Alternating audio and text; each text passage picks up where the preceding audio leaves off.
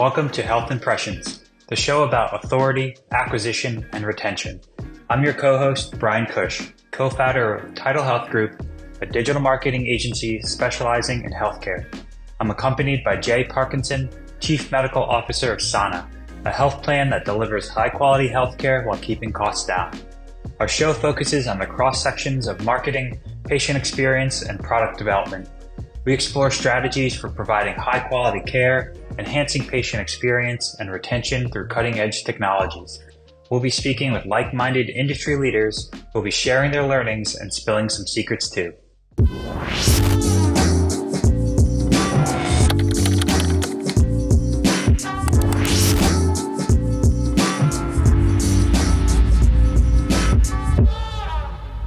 Zeev Neuwirth, welcome to the show. I'm so excited to have you. Very, very excited personally. I remember first getting exposed to your first book a few years ago, really loving it, actually giving it to all our team members. Really excited to be on the kind of heels of you now releasing a second book, and just really happy to have you here. Bryan, it's a pleasure. I feel like we've been in conversation, you and I and Jay, for some time, so excited to dive in with you here. Yeah, let's just cut right to it. I mean, it's a big question and you have a lot of experience with it. So I just love to hear where you go with this first is, what does it mean to put patients first? Okay, you don't start with an easy question. I can see that. You're going to go right for it. I think there's lots of ways to answer that question, and I don't think there's one way to answer it.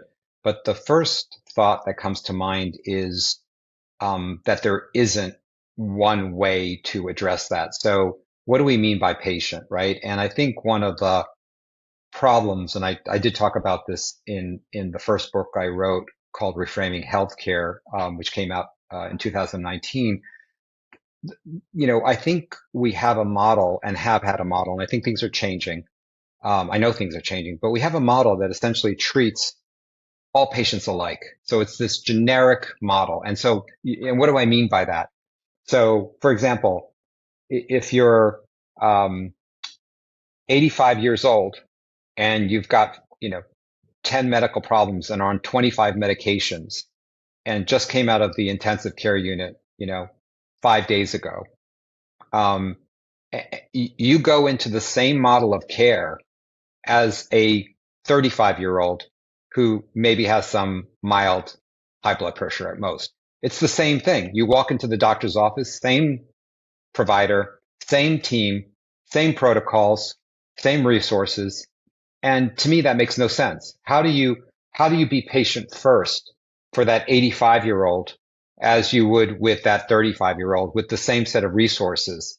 And so I think the notion of segmentation of care and customization of care and personalization of care is really, really critical. And those are actually very, very different things. And there's a science and an art and a technology enablement to all those things. And so, for example, and I'll just give one example. I could probably talk for an hour about this just on this one question and give many examples. But the notion that perhaps we need to think about, let's just take seniors since I started with that, although we could talk about women's health too, or talk about treating people from different cultural and racial backgrounds, right?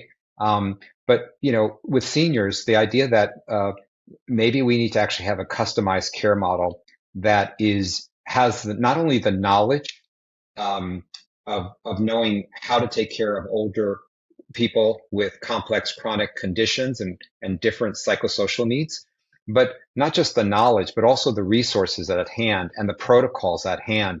So it's not like you're making it up each time you see an older person who's, let's say, maybe they have mild dementia, they have frailty, maybe they've got some sort of disability, issues around isolation, loneliness, et cetera, et cetera. So, and this exists. This is already, we're seeing this patient-first approach with this notion of customization, segmentation, personalization, contextualization of care. You're seeing clinics like Chen Med, Iora Health, Oak Street Health, Devoted Health, on, these Archwell, these Patina, these models of care that were specifically designed with seniors in mind and the type of issues, whether it's even aging well issues. It doesn't have to be about disease or illness. It could be about just how do we keep healthy at that age. And so these clinics, these models of care are designed in that way. So I think the bottom line is, I think when you talk about patient first, the first thing you have to do is realize that patients aren't all alike and they have different needs, and we have to begin to organize ourselves around those needs. So again, that's one way to approach the answer. I don't think it's a complete answer, but for me, it's an important part of the answer. So that's an interesting concept. I mean, you basically have to say, like, let's figure out how many personas there are as patients in America. I mean, there's, probably 10,000 of them, right? But at the same time, what I'm interested in is Yeah. what industry out there are you inspired by that you think does a good job at that? Yeah, I think that's a great question. I'm not sure I have a brilliant answer to that. I think a lot of, well, this sort of hyper personalization issue, you're seeing obviously the technology enabling that tremendously, right? So things like when I go on Amazon, and obviously this is something not everyone, but many of us are familiar with.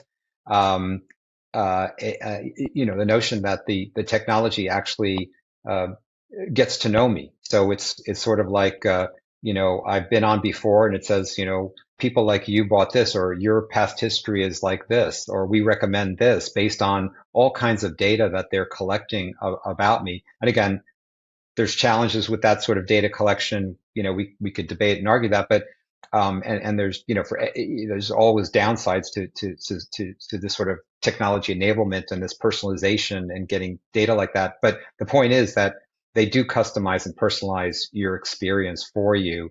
They remember who you are. They remember what you like. They remember what you bought before.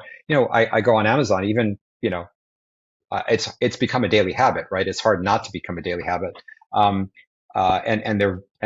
that's also inspiring too. How do we make not necessarily healthcare, but health a daily habit?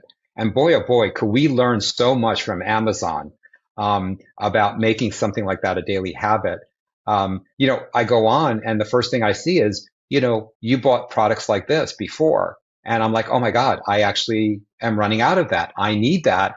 Otherwise I would have waited, and it's simple stuff, but but what if we did that, right? It's like toothpaste, or something like that. But what if and they remind me and they say, it's time, you bought this kind of toothpaste. I'm like, oh, I actually, thank you for reminding me. What if we actually had that sort of personalization, customization of care where, you were able to be reminded, hey, listen, your medications, pre-order it now as opposed to, running out of it. And that's just, one example, but, I think this notion, though, of segmentation itself is inspired by many, many other industries. You look at an example is many restaurants are very niche restaurants. So they have, salad restaurants or, restaurants with, sort of ethnic foods. And I think, steak restaurants, right? Steakhouse restaurants. And so I think this notion of the lesson for me is if you try to be everything for everyone, everywhere, all the time, you're probably going to be nothing for nobody. I mean, and I think we're experiencing that. And on the other side of it, think about the providers. I think the notion of trying to take care of, and again, I know Jay, obviously you've practiced for many years. I practiced internal medicine, primary care for 20 or so years, pretty consistently, pretty much, I think daily, and at least for 15 years daily. And, the notion that I can know everything. And by the way, even if I could know everything, right? Even if I could know everything from women's health, to elder care, to, I mean, it's not just me knowing it, right? And this, it's having all the resources you need around you, because otherwise I could spend my whole day taking care of one patient, getting all the resources I need. Whereas if I'm running a women's health clinic, it's not just that I'm an expert in women's health. It's that I have the people and the resources, the protocols around me So I can bring that to bear instantaneously, instantly. And that's the type of not only expertise, but the type of efficiency and effectiveness that you bring to bear. Again, senior care clinic, the same thing. I've been really enamored with some of the women's health. I talked about senior care, and we could spend hours talking about that and the importance of that. But women's health. So there are 60 million women in the country that are in menopause in that age range. 60 million. That's twice the number of people who have diabetes in our country. And if you listen to the stories of women who have menopause and how they suffer, because first they go to their primary care doctor. And I don't know about you, but how much training do we get in menopause? How much do we know about menopause? How much resources do we have about menopause? The answer is pretty much zero or close to zero. I was a pediatrician, so like, I got pretty much zero, yeah. Zero.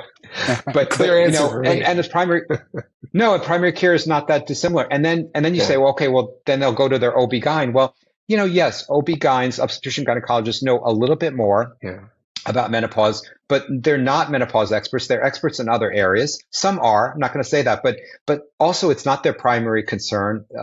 They'd rather be doing other things. Their expertise is in other things. And by the way, even if they have knowledge, they don't have all the resources around them at their fingertips to really deliver good care. And so you see women going to neurologists and going to obstetricians and going to physical rehab. In the end, the problem is menopause. What if we actually had a menopause clinic where you actually had expertise and all the resources you needed right there? That didn't exist until recently. And we got not just customized, hyper customized. So there are now companies out there that deliver menopause care at a unbelievably low cost, accessible now literally online virtually. So you can get the state of the art, up to date, most sophisticated, most humane and empathetic menopause care literally on your phone. Yeah. And, that's what I'm talking about. Yeah. Do you think that the internet requires that, or could one of these menopause clinics be like in most neighborhoods? Did the internet unlock customization, or, what do you think? It's a great question. Well, there's lots of things that, yes. So I do believe that. So it depends. Could this be done brick and mortar? Yes. The problem with that, or the challenge with that, is really, so like you said, I mean, your question almost gives the answer. Are you really going to build a menopause clinic in every neighborhood? Yeah. I mean, think about the cost of that. Think about the waste of that. So your patients could only really be derived from geographically local people. Yeah. Whereas if you set it up virtually, now no matter where I am, I could be this menopause expert, in any state, and I can see the entire country of menopause patients. So the efficiency and the cost effectiveness is so much better. Let me give you an example, if you don't mind my even switching to another patient first customization segmentation. Behavioral health. Right? Behavioral health. One of the biggest problems in our country.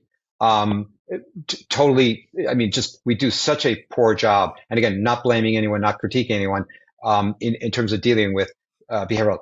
Specifically, now I'm going to even get more customized. Let's talk about adolescence. Okay. And just the epidemic of depression, anxiety, suicidality, that goes unabated in our country and getting worse each and every year. And again, so you asked the question about, does the internet, does automation, digitalization, virtualization, do we really need that, or does that unlock something? And the answer is absolutely, because right now, if you're lucky, there will be a brick and mortar sort of behavioral health company, organization, these sorts of residential centers. So if your child, is suicidal, or they're deeply depressed, you will have something in your neighborhood, in your city, in your town, something locally. Now, the problem with that is they also have a limited geography of patients that will be coming to them. And so if you're lucky to have one and you go there, whoever shows up, those 5, 10, 15, 20 people who show up, they're going to be in that group, in that cohort. And by the way, and right now the state of the art is, if that happens, you go to an ED and you sit in an ED for God knows how long, how many hours, how many days, waiting for someone to see you. And then, if you're lucky enough and if you have enough money, you'll be able to refer to a local brick and mortar residential program, either for, outpatient, care and group and individual therapy and medication, or maybe an in a residential program where you live or partially live. Now, that is rare and incredibly costly. Now, I just want you to imagine, what if we took that sort of model and said, we're going to create a virtual adolescent behavioral health program that mimics a residential brick and mortar one. And it's going to be completely virtual. And because it's virtual, we don't have to worry, do we have psychiatrists and social workers and psychologists and therapists and family therapists in our neighborhood, in our town, in our community? We don't have to worry about that because we could draw experts from the entire nation because it's all virtual. And we're going to create this company, this virtual company, and we're going to have literally, and it's not just one or two expertise. You probably need 10 to 15 different subspecialists to actually run a program like this, from, family therapists to different types of behavioral therapists, social workers, et cetera. And so we're going to draw from across the country all this expertise. We're going to put them together in a company. And, the wonderful thing is that we don't have to worry about a brick and mortar building. We don't have to worry about who our patient's going to be, where do they come from in our neighborhood, in our community, because anyone in the country can go online, can do an intake into our company, and we will create a virtual care program for them. So they get put into a virtual group. And by the way, because there's so many kids from around the country, we're going to be able to actually say, okay, listen, we've done psychographics on you. We're going to put you into a group with kids that you will get along with. And by the way, we're going to assign you to a therapist who matches your psychographic, because we have so many therapists from around the country. We can mix and match and optimize that. And do you know why that's so important? Because the number one factor in terms of whether an adolescent actually sticks with therapy and it has an impact is how well they get along interpersonally with the therapist and the other kids in their group. And so you've taken something that was impossible in the brick and mortar domain, almost impossible, and only maybe less than 1% of the population could gain access to that, could pay for that, have that around them. Yeah. And now you've opened it up. You reduced the cost of care. You've made it accessible. And by the way, all this I just said is happening. Yeah, There's a company called Charlie Health that actually, and it was created, the CEO, and she makes this public, so I'm not sharing anything that's not public.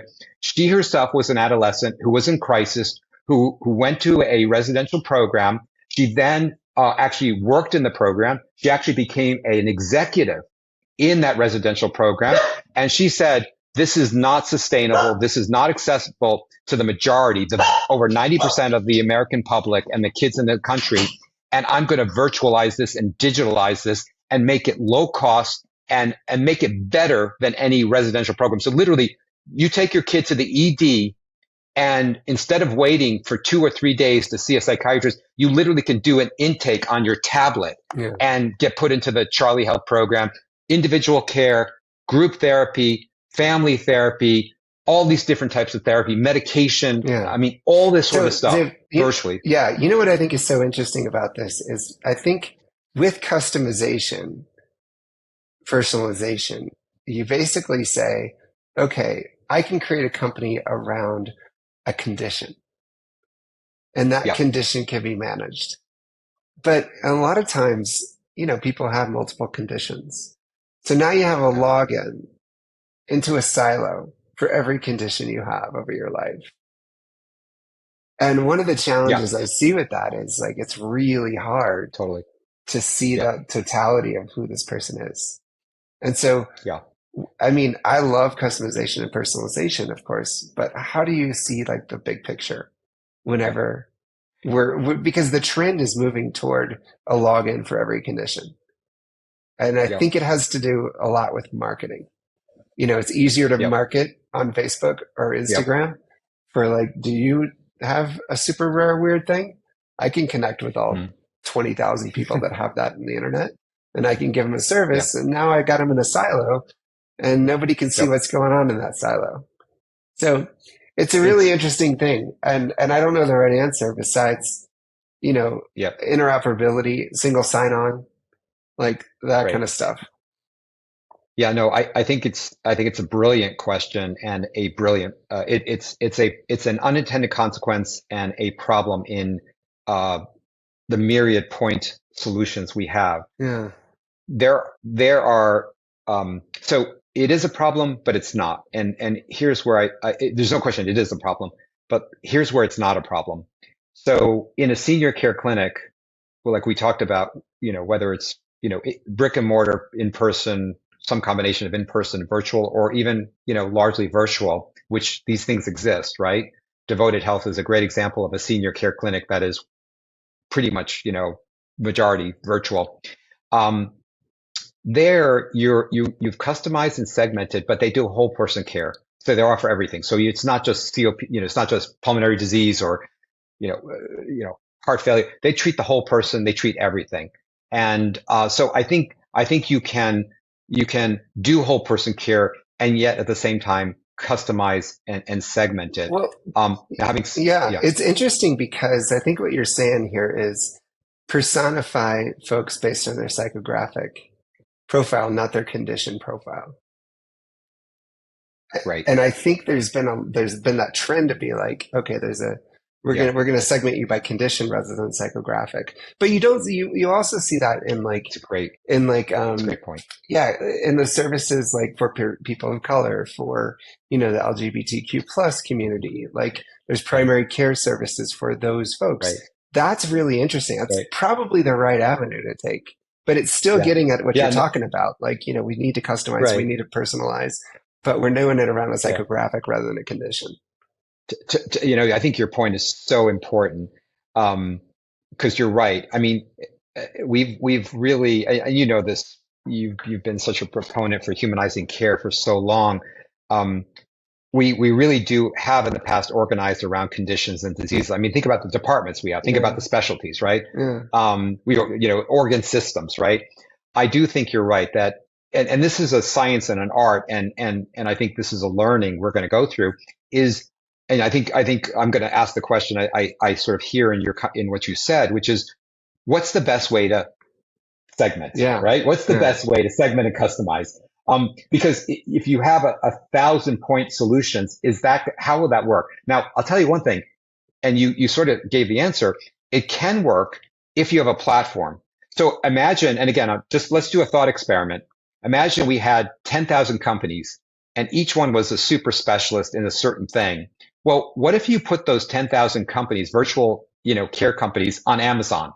And so you said, and again, I think you do need a guide. You need you call it a primary care provider, primary care physician, a navigator. You need someone to help you, because if you're just going to go online and be the average consumer who's not a medical specialist, you're going to get lost, right? So you need someone to curate, right?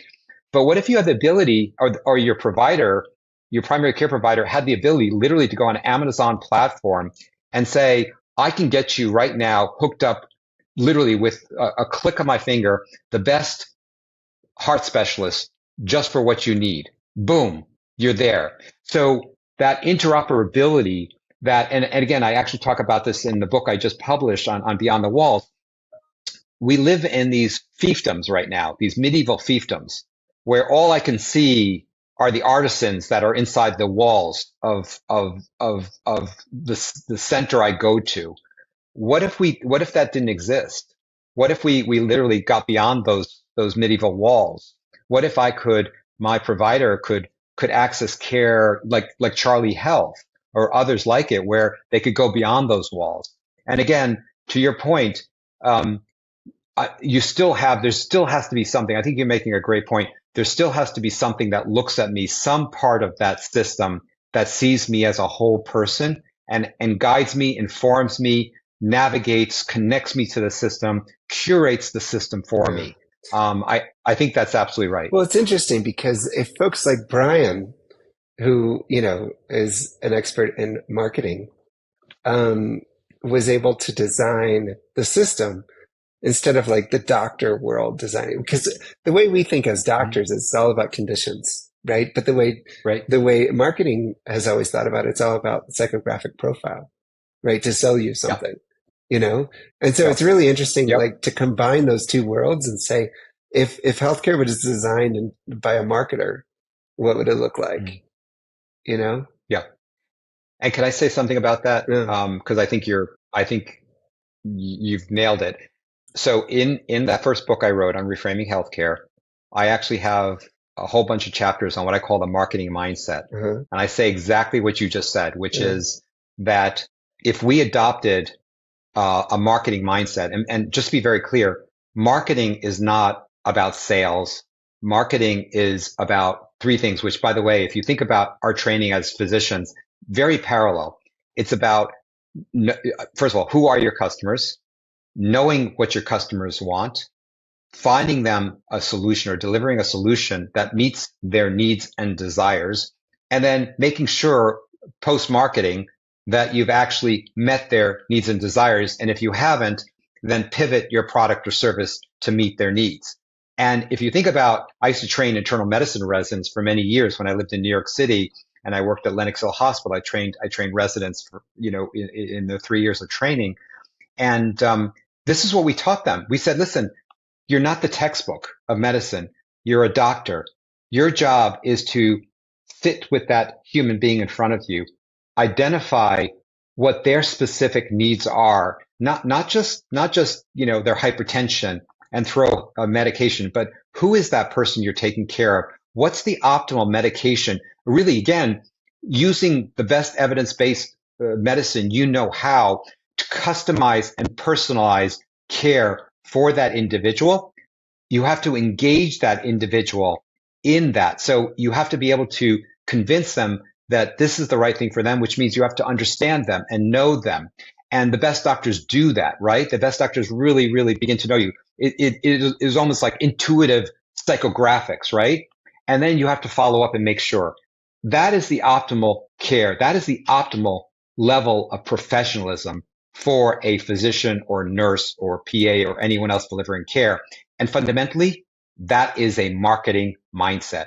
Now, marketing has a science. What if we took the decades of the art of marketing and the science of marketing, like you're just talking about psychographics as part of the science and the analytics of marketing, and instead of trying to sell, we actually, well, maybe we were trying to sell health. And if we applied that, oh my God, we would be in a totally different position. I think we are misusing or not leveraging marketing people and the science of marketing well enough in healthcare. And that's what I call the marketing mindset. So I completely agree with you. Yeah. Well, that's why we have Bryan here to bridge the gap between the doctors and the marketers so that we can acquire patients better. So it's glad you're here, Bryan. Yeah, I'm curious. Is a question that's been kind of simmering through all this is really early on. Zev, you referenced a couple of companies, and I think Jay, you kind of born of a more modern technology mindset.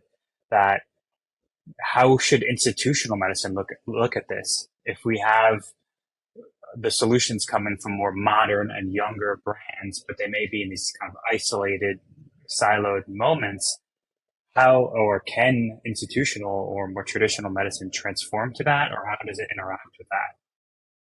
So, and I actually do talk about this at length in this book, Beyond the Walls, that I just I'm about to publish actually, and what I say there, which I think is a direct answer to your question, is that you need these entrepreneurs, you need these new entrants, these highly advanced digital companies and analytic companies. You need the stuff that's been largely happening outside the walls of traditional healthcare. But at the same time, you also need the people inside the traditional walls of healthcare, because you've got to integrate this. It cannot be just entrepreneurs creating these point solutions. As Jay was pointing out, there's tens of thousands of these things out there, but how do they fit into healthcare? And how does healthcare take advantage of them? And so it actually has to be beyond the walls. It has to be a transcendence of that wall where we're working together. And that's exactly what's happening. So if you look at the payers now, first of all, they're not staying in the dark ages of healthcare delivery in the pre-digital era. No one is doing that. That's ridiculous. It's malpractice to do that, to not use the digital tools, artificial intelligence, analytics, virtual care. It cannot be anymore. In a very, very short time, I would argue actually almost all healthcare at this point is digital healthcare. It's hard to say this is digital and this is not digital. It's like saying, in some cases we use anesthesia, in some cases we don't use anesthesia. We go back to 1840 when we didn't have anesthesia because, there's anesthesia care and no anesthesia care. It's ridiculous. All care uses anesthesia that requires it. In the same case, digital is going to be ubiquitous. It's all going to be digital care. And so you look at the payers, they're not trying to stay behind and they're not trying to build it all themselves. What they're doing is they're either acquiring or partnering with these new entrants. And you see that happening in droves. And I think right now with hospital systems, and again, I've been in a hospital system for many, many years, you're seeing a hospital system do the same exact thing. They are bringing these services in, either acquiring them or using them as vendors and for to solve different problems. And what I love about that, and I have a whole chapter devoted to this, is that what hospitals are becoming is essentially a platform.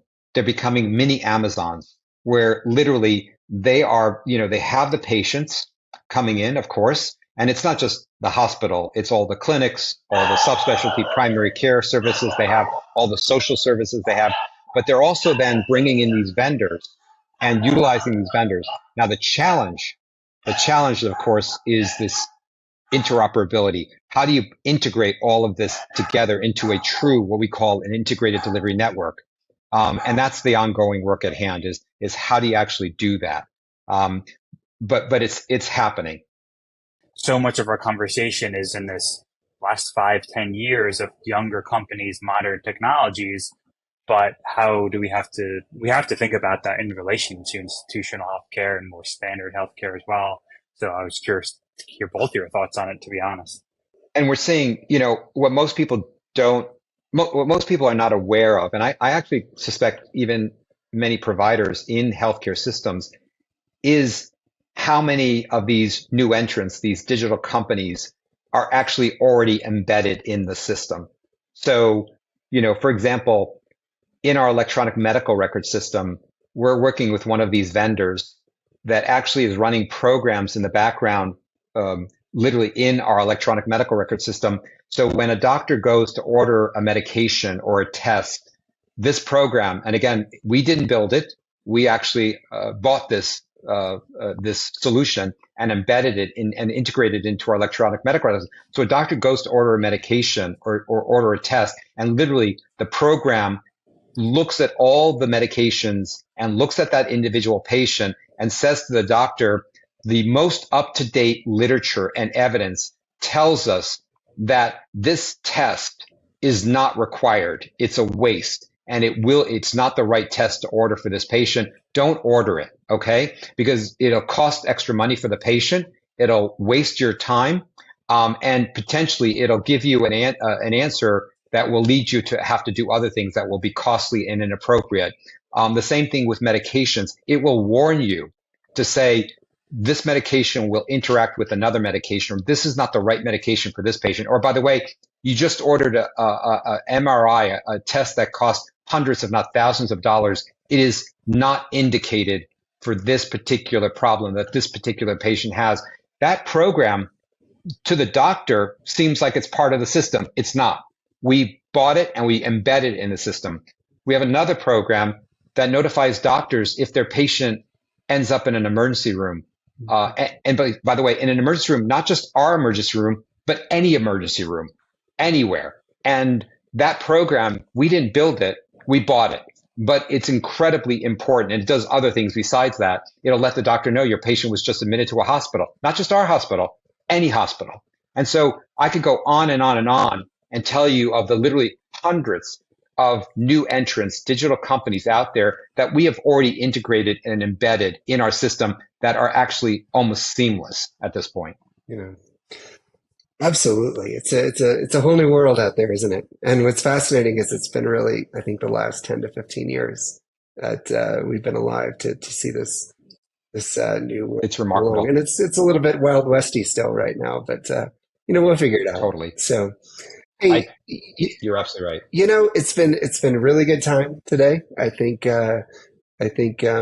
we've tackled a lot of concepts.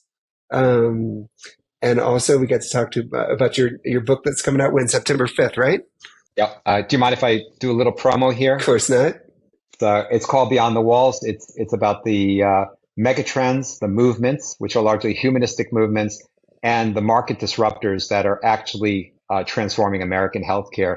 And it's a 3-part book, lots of stories, lots of examples, some of which I shared with you today of how this is actually already happening. Awesome. Well, we're looking forward to getting our hands on the book, and I'm sure many of our other listeners are as well. So can't wait to read it. Jay, it's I've been an admirer of yours for so many years, and thank you for. I not only do I consider you are and have been a Beyond the Walls leader in healthcare for so many years and an inspiration for so many of us. It's a pleasure, and Bryan, such a pleasure to talk to you again as well. Thank you for listening to today's episode of Health Impressions, Authority, Acquisition, Retention. We hope you found the conversation insightful and thought-provoking. If you enjoyed the show, be sure to subscribe on your favorite podcast platform so you never miss an episode. And if you have a moment, please leave us a review. Your feedback will only help us improve the show. If you have any thoughts or questions about today's episode, we'd love to hear from you. You can connect with us on social media, or you can send us an email at media@tidalhealthgroup.com. TIDAL healthgroup.com. Until next time, keep exploring, keep learning, and keep pushing the boundaries of your knowledge. Thank you for tuning in, and we'll see you again soon.